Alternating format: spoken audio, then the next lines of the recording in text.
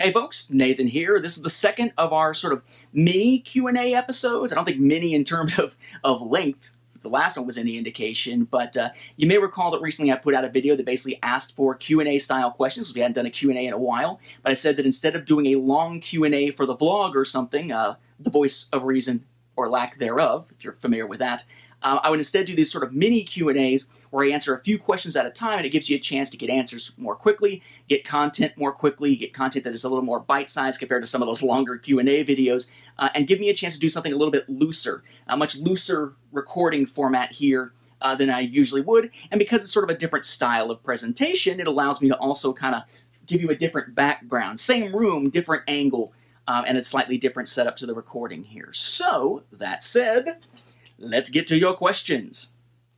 GWA 2001, or GWA 2001, GWA, huh, yeah, what, anyway.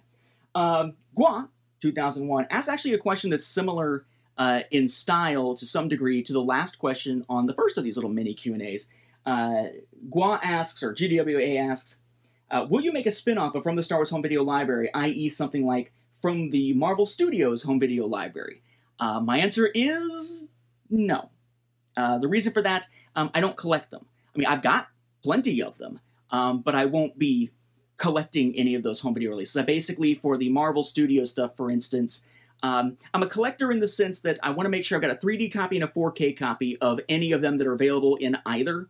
And I do also make sure that I've got whatever home video releases there are of the TV series and Netflix series and whatnot, including ones that have been released in, say, the UK, but not over here. So, for instance, over here, I think they stopped with Agents of S.H.I.E.L.D. at, what, season 2 or 3 in the home video releases? But I've got all the subsequent seasons from the UK. We haven't had an Iron Fist Season 1 home video release, but I've got that from the UK, heaven help me. So, little stuff like that, but it's mainly because at some point I want to do another big rewatch, and this time make it the MCU stuff. Maybe once, the next Avengers film comes out or something, I'll do a big rewatch. But it's just one of those things that if you want to call it a collecting thing, it's more just I want to be able to have it all to watch, but I'm not a collector of all the different versions of it the way that I am with the Star Wars home video stuff. I'm much more of a completist when it comes to things like the deck building games, when I'm hunting down promo cards and stuff like that, than I am for really any other home video stuff other than Star Wars stuff. Or books, for that matter. I think the only other book series, or multiple series, that I've really delved into making sure I had all copies of were Kevin J. Anderson's Saga of Seven Sons, which I have all signed. And then, what was the... James Wilder, or Jim Wilder's 10,000 Dawns saga. But part of that is because I wrote for 10,000 Dawns in the most recent book, which is... Is it back here somewhere? Nope. It's not back there. It's in the closet over here.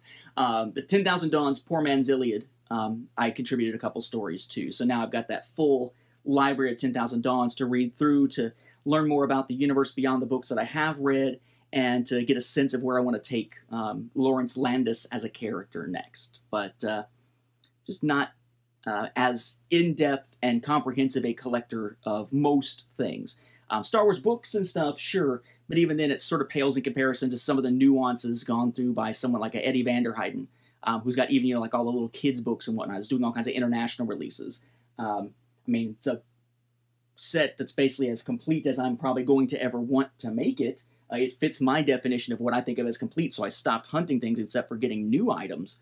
But even then, the From the Star Wars Library videos have wrapped up at this point. Even though the book library is still here.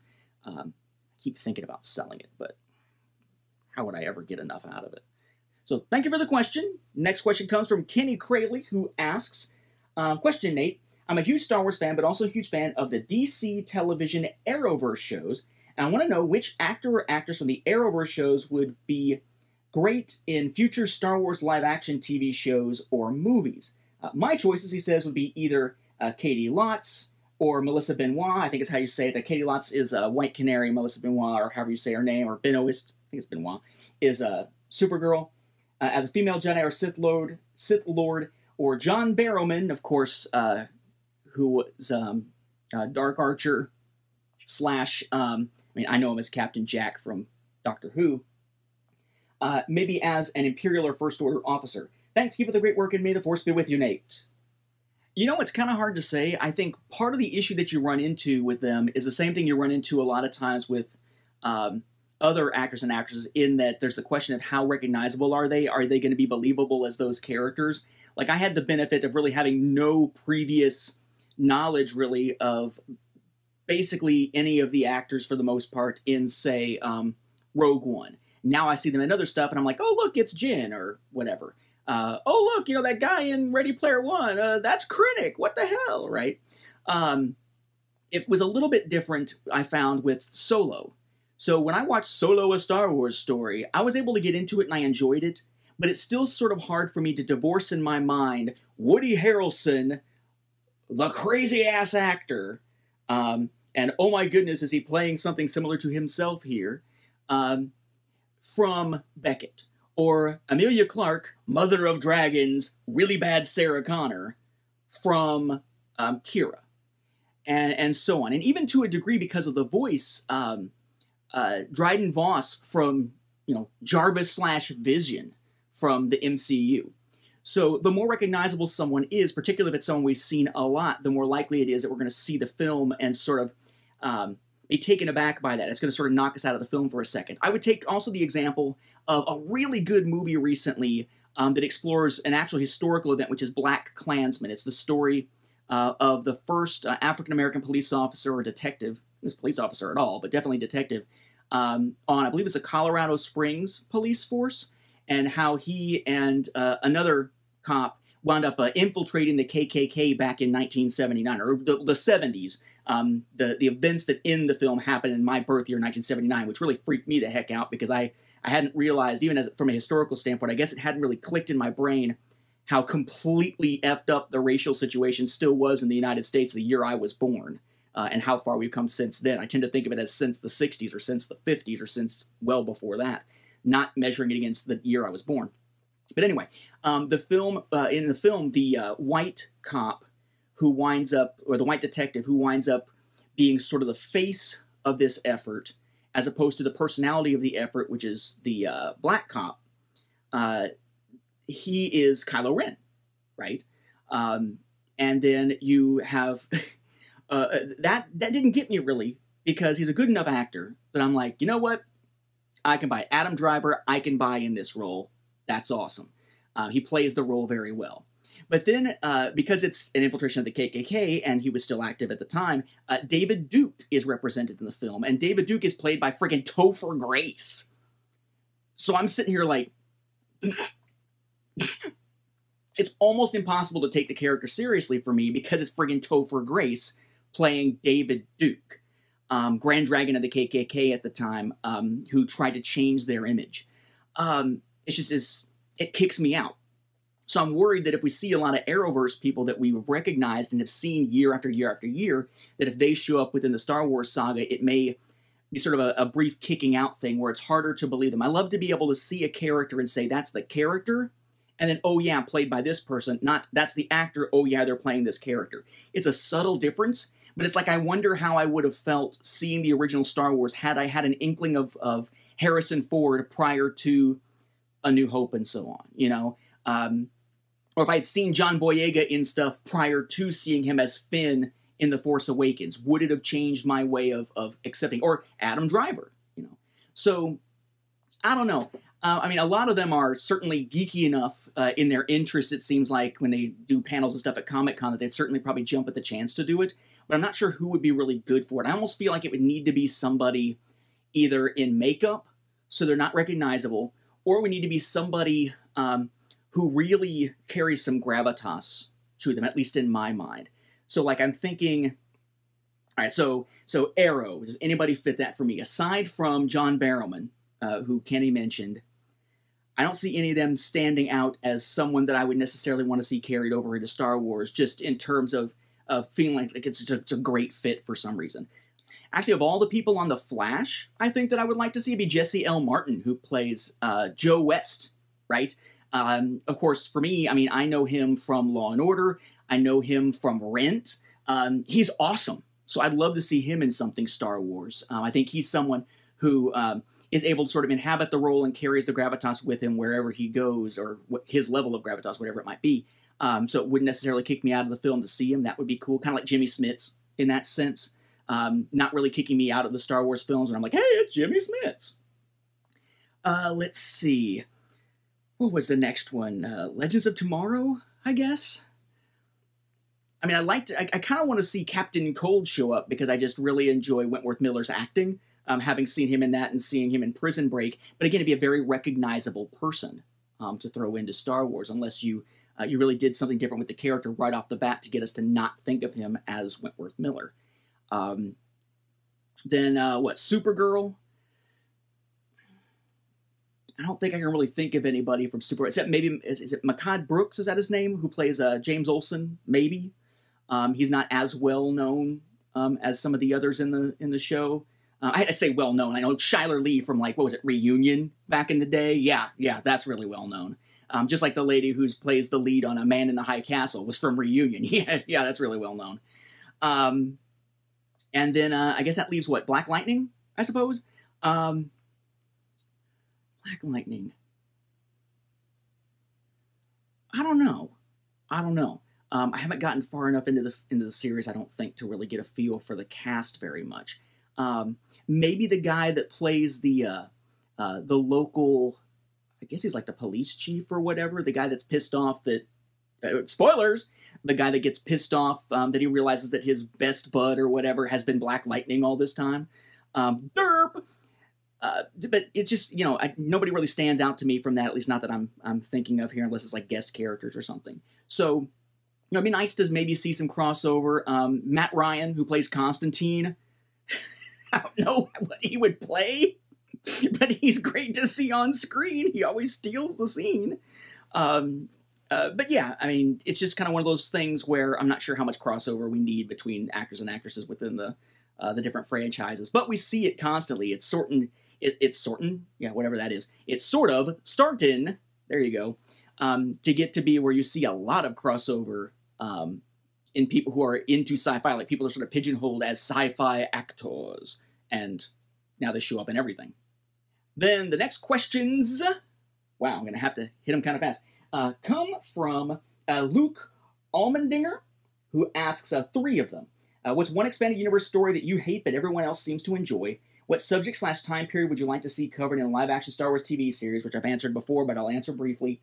If George Lucas decided to make The Phantom Menace in 1977, how different do you think it would be in terms of styles, writing, etc.?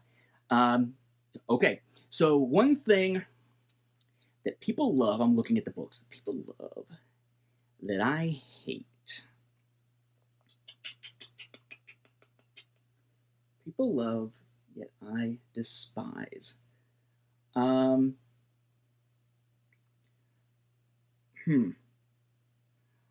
So I'm gonna go with for Legends. Okay, I'm gonna go with Survivor's Quest and Outbound Flight. There are people in the fan community who are of the Timothy Zahn could do no wrong mindset. And if it's got Thrawn in it, it has to be good. Or shades of Thrawn in it, it has to be good, especially Outbound Flight. And I would argue that neither of those books really needed to be written, that they were essentially gratuitous, and that that by that point, they were... I'll tell you what. Let me toss on to that Choices of One, because it's probably a more prime example. We didn't need Survivor's Quest because we were going to get Outbound Flight, so Survivor's Quest was just a tease for another book. Outbound Flight was needed for the backstory. It was very overblown, and it was getting into the era in which Zahn seemed to sort of be losing his flair for the Star Wars writing for a while, and Thrawn was becoming more and more of the mastermind type figure, which then gets us into Choices of One, right? People were like, Mara Jade! Those stormtroopers! Yeah, and it's Thrawn! It's awesome! And I'm like, it's awful! Because that's the one where basically Thrawn is a god. Thrawn is able to predict everyone's moves in a 12-dimensional chess game 80 moves ahead with perfect accuracy.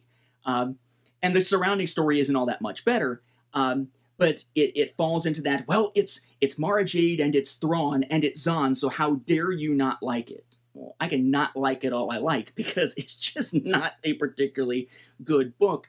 if you want Thrawn to be more of the Thrawn that we saw in the Thrawn trilogy, the Thrawn that was hinted at within Hand of Thrawn, with the conspiracy and whatnot, or the Thrawn that even now we're getting with Rebels and Thrawn alliances. So, you know, it's just one of those books that never quite, you know, grabbed me. It really put me off the way that Thrawn was handled in those latter days of EU publishing. Canon-wise, it's hard to say because I don't really pay attention to what people say they really, really like. My guess is going to be, what is it called? A long time ago. Or no, sorry, from a certain point of view, I had to look over there. I have my signed convention copy over here. From a certain point of view, that was a book that had all these different stories taking place during the span of A New Hope, with all these little side characters, kind of like a Tales from the Mos Eisley Cantina, but crappy. And some of the stories were great. Some of the stories were god-awful. Do we really need to know that? Anyway, that Imperial officers were sleeping their way to the top with their commanders, which I guess is kind of like, I guess it sort of makes TK421 sort of this version of Dala, right? This canon's version of Dala.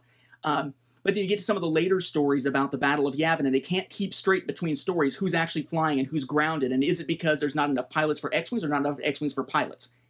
Get that shit straight before you publish the book. If you're trying to make those link together, and you're actually making that a concerted, important effort, if that's part of the plan, make sure it actually works. It struck me as, we're going to color coordinate for prom, and they show up in completely different colors. You know, one's black and white, the other's, you know, psychedelic tie-dye or something. It's that screwed up. Why don't you freaking get that right if that's the plan in the first place? So yeah.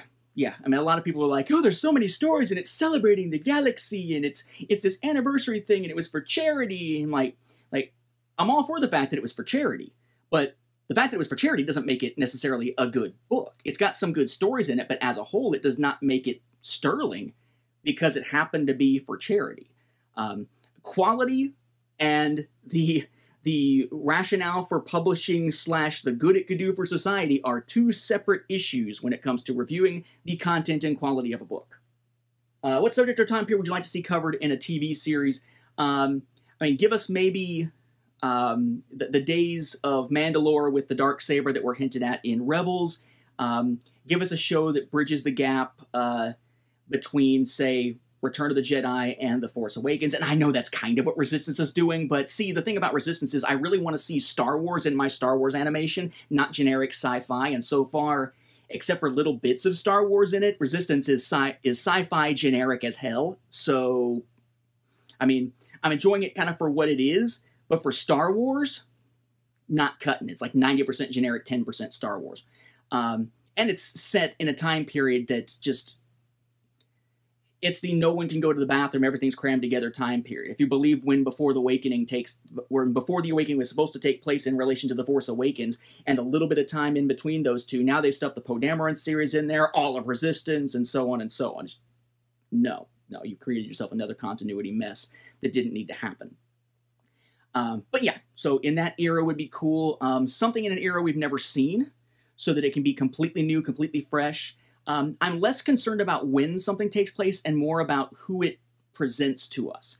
I like one thing that Resistance is doing, and that is that aside from Poe and Phasma kind of connecting it to the films, and BB-8 connecting it to the films, the majority of the characters are brand new, just like with Rebels, which means we don't know what happens to them. They can actually have some interesting fates and twists and turns in their journey because we don't know where they're going. It's not predetermined the way that it was with, say, a lot of the characters in the Clone Wars cartoon series. We knew it was going to happen to Dooku and Anakin and Obi-Wan and Yoda and Palpatine, etc., etc. So where's the thrill? Where's the excitement? In a sense, you know, you watched Solo, a Star Wars story, not for what's going to happen to Han and Chewie, but for what's going to happen to everybody else, because they're the ones whose fates are unknown. Kind of the same kind of thing here. I don't really care so much about the time frame as give us stories that are engaging.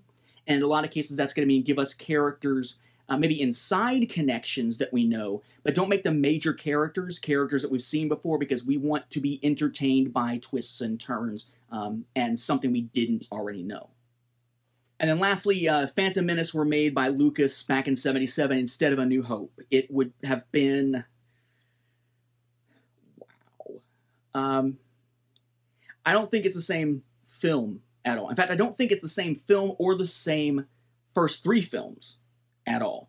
Remember, Lucas had, of course, in mind, well, I'm making 1 film, and then it's looking to be successful. Well, actually, this is the first film out of 12. No, actually, this film is the 4th film out of 9. And eventually, I only ever meant for there to be 6. And then it was, well, I said I would only never make any more, not that somebody else couldn't, and all that shit. Yeah, we believe you, George. We believe you, George. Yeah, fake news. But I think that, remember sort of the mindset that he had back in 77. He wasn't wanting to create a tragedy for a new generation. He was trying to create a mythology, a hero's journey for a new generation. So if Phantom Menace is in 77, it has much more of a structure like A New Hope did because of what Lucas's intent was in creating the films in the first place. So you sort of start off with the mythological side, and maybe you get the tragedy later, if you get the tragedy at all, or maybe the entire Star Wars saga is much more in the feel of the original trilogy than it is in the feel of the prequels. It very much didn't seem to be on the mind of Lucas when you read the books and see the interviews and stuff that he gave around that era. It really didn't seem like it was anywhere within his mind to do a tragedy. He really wanted to do a new myth. So if Phantom Menace were done in 77 as the beginning of the story, maybe we still got the Jedi, the Senate, and everything. Maybe we still see the rise of Palpatine to become Supreme Chancellor. But you would have it as more of a hero's journey and mythological kind of thing rather than the setup for a tragedy and that sort of thing. I don't know. Maybe it would have felt like a cross between what we got with Phantom Menace and what we got with The Star Wars, that limited edition, or limited series, I guess, that mini-series, based on one of the early drafts of A New Hope that Dark Horse Comics put out a few years ago. All right, so that'll do it for this little mini Q&A episode. Again, mini in terms of the number of questions compared to some of the other Q&As we've done on the vlog. If you have any more questions, feel free to add them to the comments on this video, or the previous one, or the one where I asked about the questions. Put them on any of those, and I'll go through and collect questions so that we can do more of them for these quick little Q&As that are so easy to put together compared to those other ones. Thank you for the questions. Thank you for the questions that have not even been answered yet. I appreciate it, and I'll catch you on the next Q&A.